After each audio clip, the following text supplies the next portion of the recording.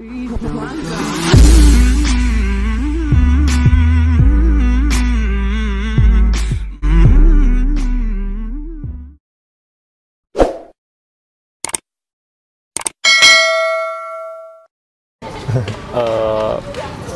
lagi kan Natal nih ya, terus juga banyak banget oknum umat Muslim yang mencari jalan untuk bilang boleh akan hal itu gitu.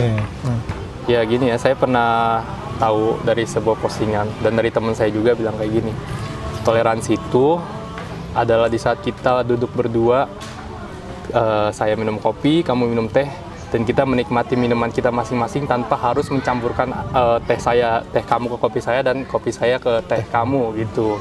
Jadi masing-masing, tapi kita masih bisa saling ngobrol, saling berdampingan seperti itu.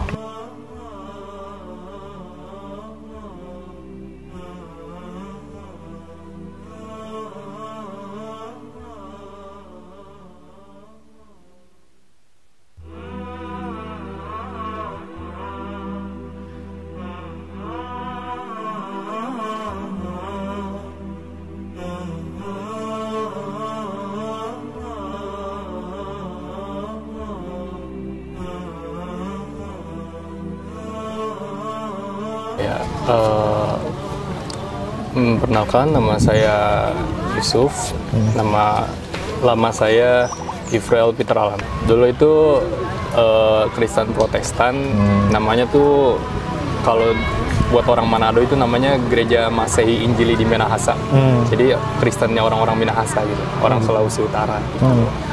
Saya waktu itu kebetulan karena kecil besarnya di Bandung dan di Bogor dan tidak mendapati Gereja Masehi Injili di Minahasa itu, akhirnya saya ikut gereja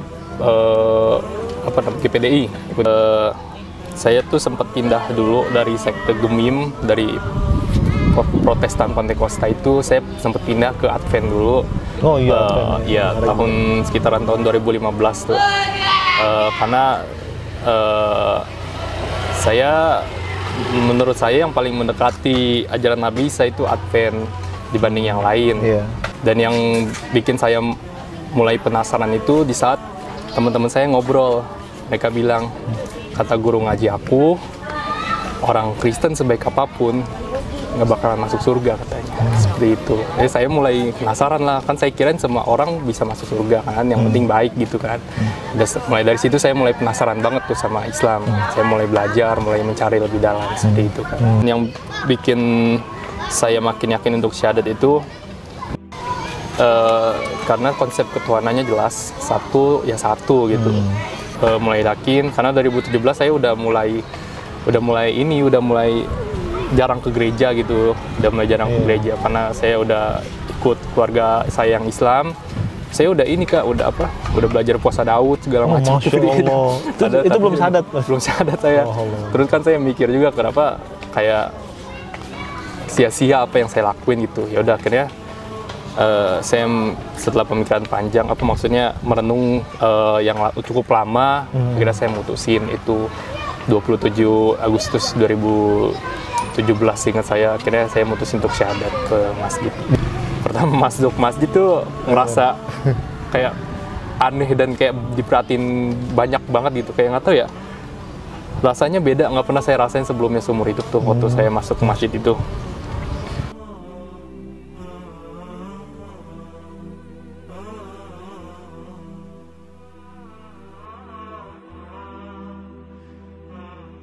Ya setelah saya syahadat sih kayak gimana ya, lega tapi takut juga, soal kan ibu saya nggak tahu kan, saya masih sembunyi-sembunyi, ya takut tapi lega lah gitu sih Kak, perasaan setelah syahadat tuh.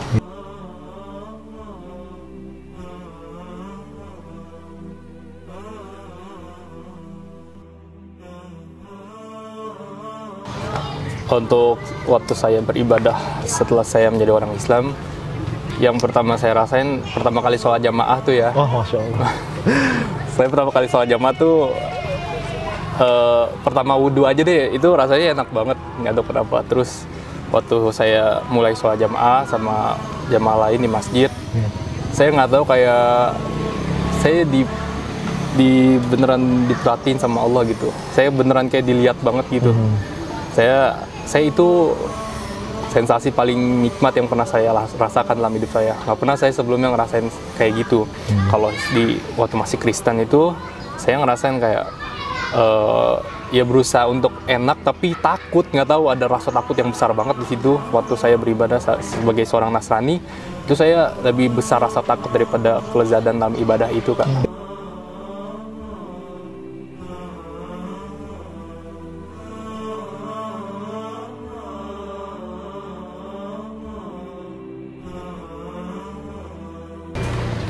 Setelah saya syahadat di masjid, pertama-tama kan saya sembunyi-sembunyi sekitaran 3 pekan atau 1 bulanan itu.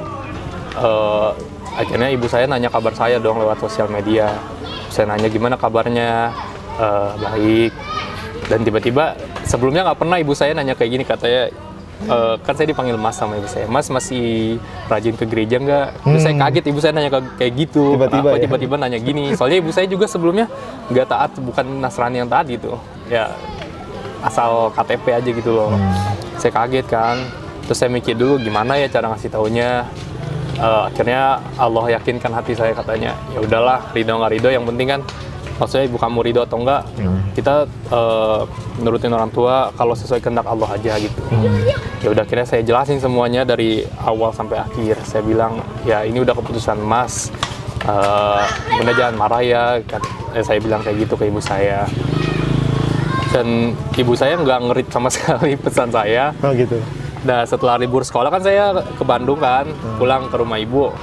Setelah itu saya sengaja sholat depan ibu saya, atau saya sengaja ngajak adik-adik saya, kan muslim, saya ajak ke masjid. Dan respon ibu saya cuman diem aja. Saya ya diem aja, udah nggak komen apa-apa, udah diem aja gitu. Nggak tahu apa yang di pikiran dia atau di hati dia saat itu gitu. Untuk sampai saat ini, kayak 2 tahun setelahnya ibu saya baru kelihatan dia nggak suka saya masuk Islam. Oh gitu. Sebelumnya dia nggak ada respon sama sekali, tapi mulai kesini mulai kelihatan.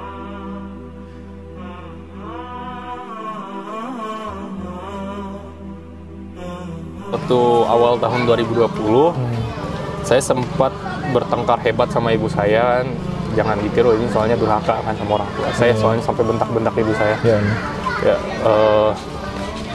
jadi ibu saya tuh, karena ibu saya gini, ibu saya memanfaatkan kepercayaan seorang muslim yang percaya hal-hal gaib gitu loh. Oh iya. Jadi ibu saya tuh kayak gini, nulis sebuah surat, yang mana surat ini niatnya itu ditunjukkan kepada saya dari kakek saya yang udah meninggal. Kakek saya kan muslim, kakek saya itu muslim, udah dalam kubur kan, udah dikuburkan.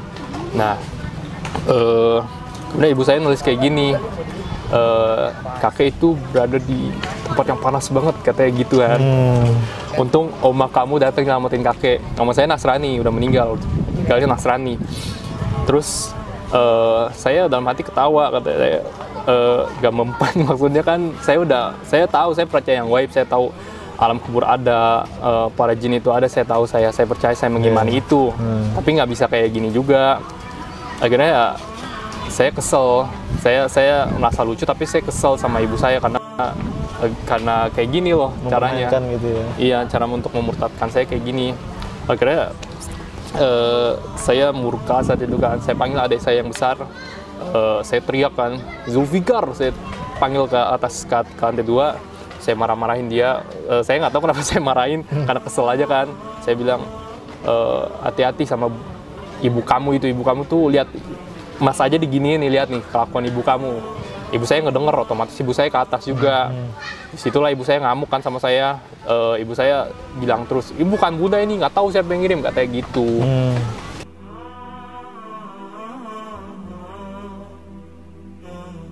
Kalau dulu sebelum kakek meninggal, jadi ibu saya itu ayahnya orang Islam juga, kayak selang-seling gitu. Kakek sebelum kakek meninggal tuh, kakek nitip ke tante Miki, istrinya Om Yusuf, nama saya Yusuf juga soalnya. Beliau bilang suruh Ella jadi muslim, tapi tante saya nggak berani sama ibu saya soalnya, Kak. Tante nggak berani sama Bunda untuk ngomong ini, ya takut. Akhirnya saya yang manatnya dikasih ke saya gitu, dikasih ke aku, Bun. Ya serah bunda sih, kan keputusan bunda. Mas juga nggak bisa maksa, Mas juga nggak mau dipaksa sama bunda untuk jadi orang Kristen lagi, dan Mas juga nggak mau maksa bunda gitu. Ya intinya Mas sayang banget sama bunda. Mas pengen satu tempat lagi seperti kita di dunia, kita pengen satu tempat lagi sama bunda di akhirat gitu.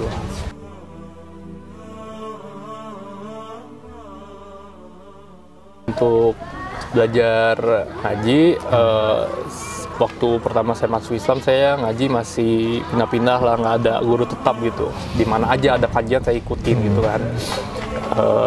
Hampir masuk firqah yang salah juga waktu itu. Gitu. Alhamdulillah sekarang udah dapat guru baru, gurunya udah tetap ada di Citayam.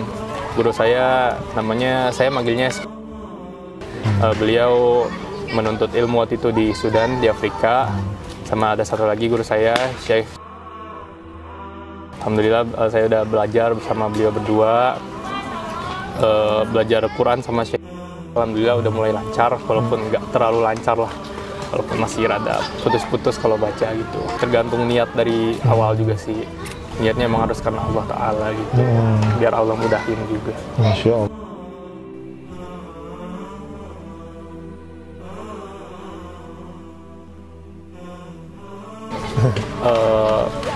Sebentar lagi kan Natal nih ya, terus juga banyak banget oknum umat muslim yang mencari jalan untuk bilang boleh akan hal itu gitu.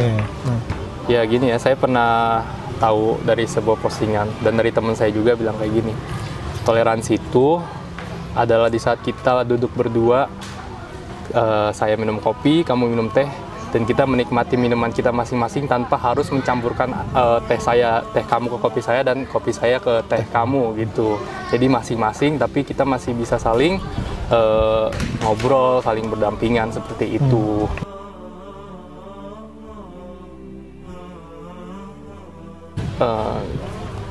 Menjadi muslim secara kafah itu kan menjalankan syariat Islam dengan sepenuhnya gitu. Ya harusnya kita gimana ya, sebagai seorang muslim harusnya kita tunduk akan perintah-perintah Allah, akan hukum-hukum Allah, karena kita ciptakan sama Allah untuk beribadah, dan ini semua yang ada di sini itu semua itu karena izin Allah semua. Karena kalau Allah nggak izinin, kita nggak bakalan kayak gini sampai sekarang.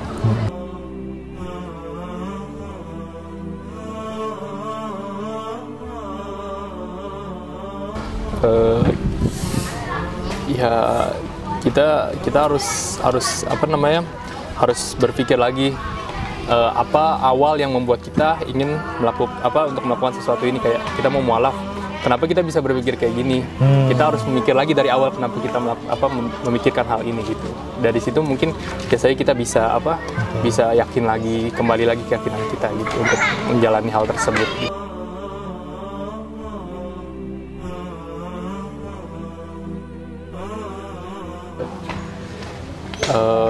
Pesan saya ya, pelajari lagi tauhid yang benar ya.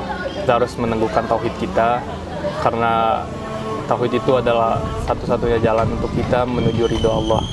Kita nggak bisa masuk surga tanpa itu.